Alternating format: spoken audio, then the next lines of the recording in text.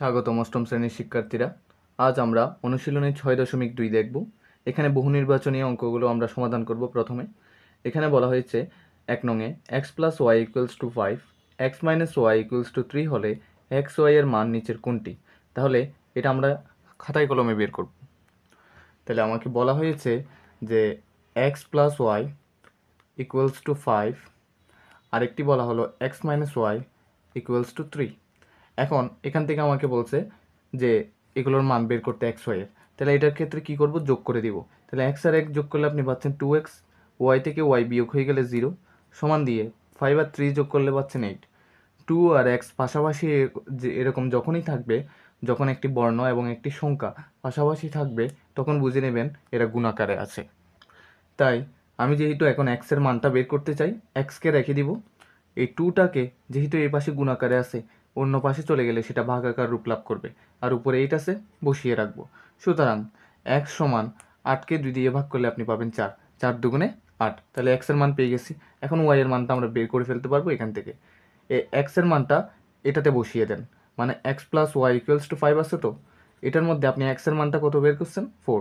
তো 4টা বসিয়ে দিব আমরা, এখানে বা দিলাম, এটা 4, হ্যাঁ, +y = 5। তাহলে আমার y এর মান লাগবে, তাহলে y-কে রেখে দিব। এই 4 এর আগে যখন কিছু নাই, বুঝে নেব এটা যোগ আকারে আছে। তাহলে সমান চিহ্নের ডান পাশে যখন চলে যাবে সেটা বিয়োগ আকার রূপ লাভ করবে। উপরে আছে 5 লিখলাম। সুতরাং y সমান পেয়ে গেলাম 5 থেকে 4 গেলে 1। তাহলে x এবং y এই দুইটার মান কি পাইলাম? 4 এবং 1। তাহলে 4 প্রথমে, তারপরে 1। তাহলে উত্তর দেখে নিতে পারি। তাহলে উত্তর পাচ্ছি আমরা 4 এবং 1। এবার আমরা নিচেরটা দেখব।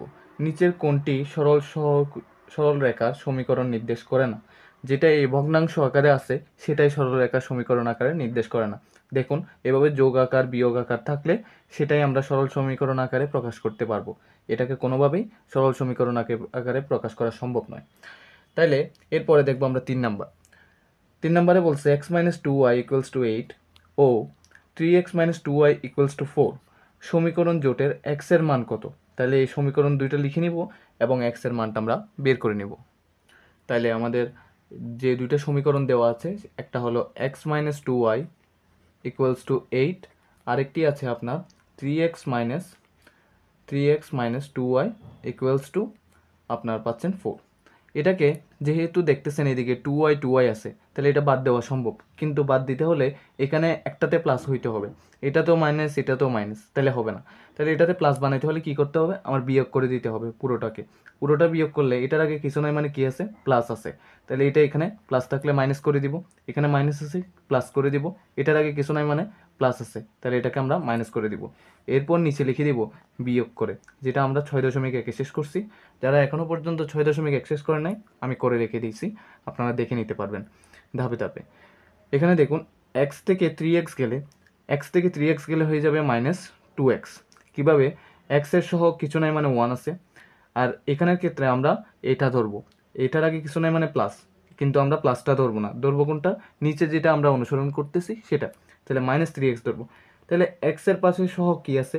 কিছু নাই মানে 1, তার মানে এখানে আছে সহ কত? 3। তাহলে এটা বিয়োগ করতে বলছে, 1 থেকে 3 গেলে কি হবে? -2, সেটাই লিখলাম -2x। এখান থেকে দেখি আমরা এই 2y থেকে আমরা এবার +2y ধরবো, -2y ধরবো না। +2y ধরলে +2y থেকে -2y চলে গেলে কি হয়? 0। 8 থেকে 4 গেলে 4 পাচ্ছি। এখন এই জায়গা থেকে দেখুন, x-কে রেখে দিব, -2টা কি আকারে আছে? গুণ আকারে। এ পাশে চলে গেলে ভাগাকার রূপ লাভ করবে, উপরে 4 আছে, আমরা বসিয়ে নিলাম। সুতরাং দিয়ে x সমান, এখানে দেখুন 2 2 = 4, এখানে মাইনাস আছে বসালাম, আর আছে 2। তাহলে উত্তর পাইলাম x এর মান -2। তাহলে -2 আমরা উত্তর পেয়ে গেছি, তার মানে খ নাম্বার হলো উত্তর। এখানে বলছে 4x + 5y = 9 সমীকরণটিতে কয়টি চলক আছে? আমরা আগে চলক মানে কি সেটা বুঝি। যেগুলো বর্ণ আকারে দেওয়া থাকবে, ABCD, ক খ গ ঘ, এভাবে বর্ণ আকারে যেগুলো থাকবে এগুলোকে চলক বলে, আর যেগুলো সংখ্যা আকারে থাকে সেগুলোকে সহগ বলে। তাহলে এখানে XY হলো চলক, তার মানে চলক হলো 2টি, তার মানে উত্তর হবে 2। আর যদি 4, 5 এবং 9 এগুলো হবে সহগ, তাহলে সহগ কয়টি আছে? 3টি আছে। ঠিক আছে, এখন আমরা দেখব মূলবিন্দু স্থানাঙ্ক কোনটি। মূলবিন্দু স্থানাঙ্ক অবশ্যই 0 0 হবে, কারণ মূলবিন্দুতে কোনো বুজ কোটি থাকে না। প্রথমটাকে বুজ বলে, তারপরটাকে কোটি বলে, দুইটাই আমাদের কি থাকবে? 0 0-তে থাকবে, ক নাম্বার।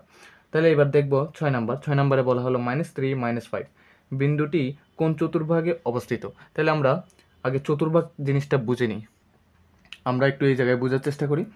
মনে করেন একটা গ্রাফ আছে, গ্রাফটার মাঝ বরাবর আপনি এইভাবে একটা টান দিলেন, আর মাঝ বরাবর এদিকে একটা টান দিলেন। যেটা এভাবে টান দেওয়ার পর আপনার কি হলো, এই পাশটা আপনি মনে করবেন যে এখানে আপনি দাঁড়িয়ে আছেন, এই মূলবিন্দু, এটা মূল বিন্দুতে দাঁড়িয়ে আছেন। মূল বিন্দু থেকে উপরের দিকে থাকালে আপনার কি হবে, পজিটিভ হবে। উপরের দিকে থাকানো মানে পজিটিভ, নিচের দিকে থাকানো মানে নেগেটিভ।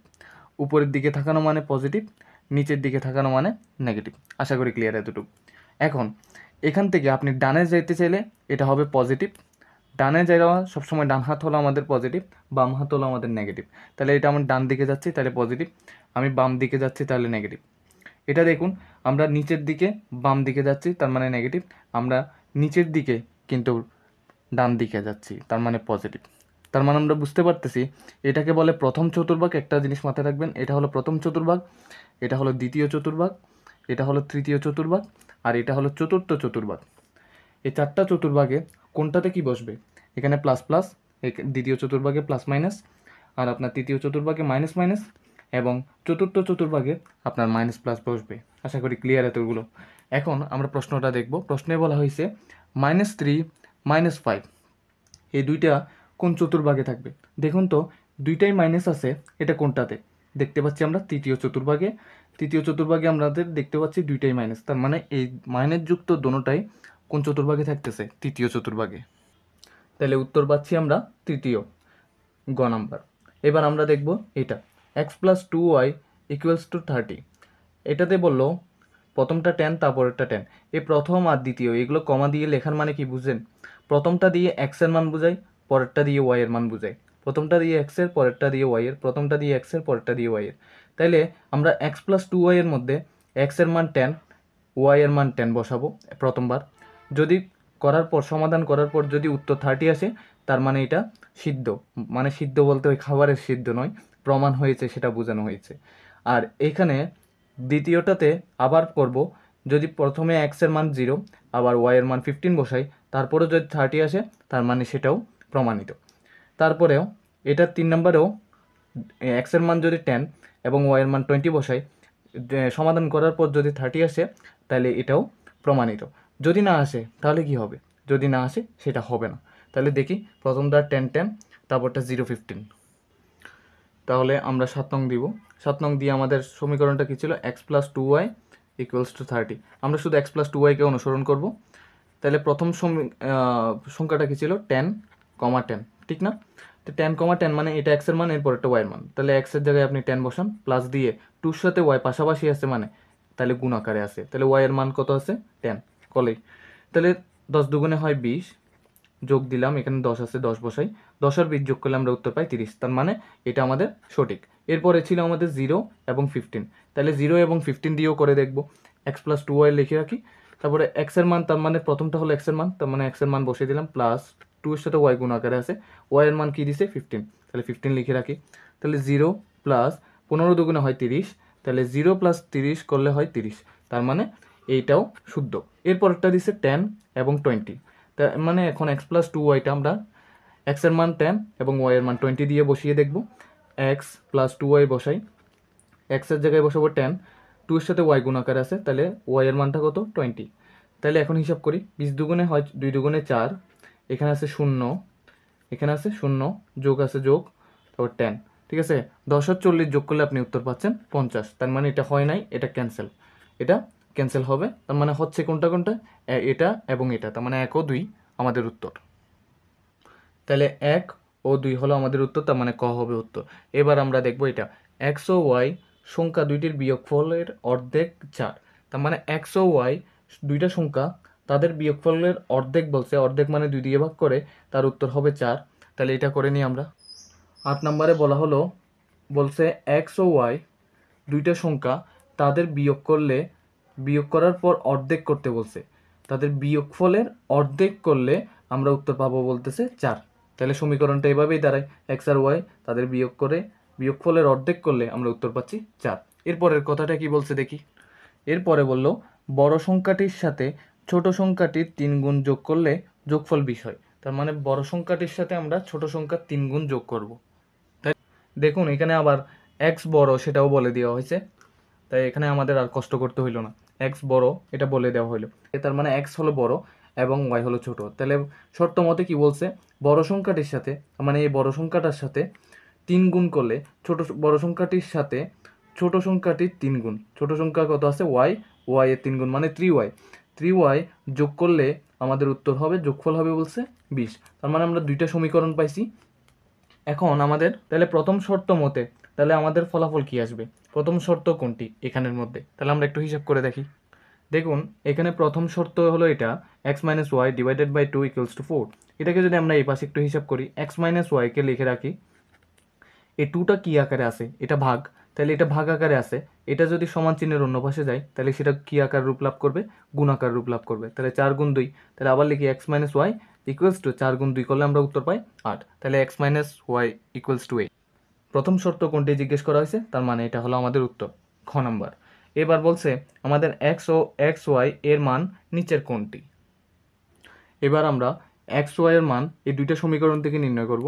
এটা থেকে ঘুরে এটার লাস্ট পর্যন্ত আসলো, তাহলে এটা হলো 1 নং সমীকরণ দিলাম আর এটাকে আমি 2 নং সমীকরণ দিলাম। ঠিক আছে, এই দুইটাকে আমরা প্রথমত কি করব, দেখুন প্রথমত আমরা 2 থেকে 1 বিয়োগ করব, 2 যোগ 1 করব, 2 যোগ 1 করব। তাহলে 2 যোগ 1 করলে কি হয় দেখি, 2 যোগ 1, তার মানে 2 নাম্বার কি আছে লিখে ফেলি, x plus 3y equals to 20, আর 1 নংয়ে আছে আপনার x minus y equals to 8। ঠিক আছে, এখন এটা যদি হিসাব করি, এক্স আর এক্স আপনি যদি একটু ভালোভাবে লক্ষ্য করেন, যোগ করলে অবশ্য মিলবে না, তাহলে সেটা আমরা বিয়োগ করি।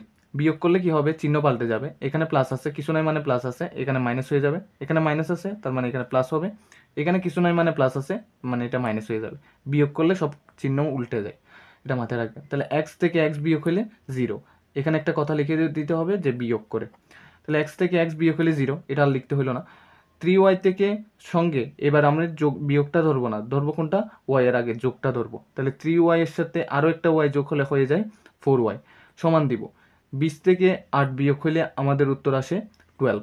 তাহলে 4 এর সাথে ওয়াই কি আকার আছে, গুণ আকারে, তাহলে এটা এ পাশে চলে আসলে ভাগাকার রূপ লাভ করতেছে, উপরে আছে 12 লিখে রাখতে পারতেছি।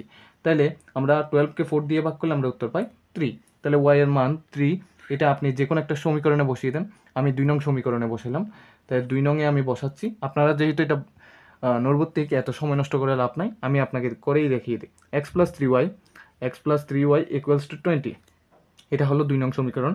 এখানে আমরা ওয়াই এর মানটা বসাবো, তাহলে এক্স প্লাস 3 সাথে ওয়াই গুণ আকারে আছে, তাহলে 3 সাথে গুণ ওয়াই এর মানটা কত 3, এটা করলাম সমান দিয়ে 20, এক্স প্লাস 3 তিরিকে কত হয় 9 সমান 20, এক্স প্লাস 9টা ওই পাশে চলে গেলে -9 হয়ে যাবে, তাহলে -9 হলো, সুতরাং x সমান 20 থেকে 9 গেলে উত্তর আসে 11। তাহলে x এর মান 11, y এর মান হলো 3।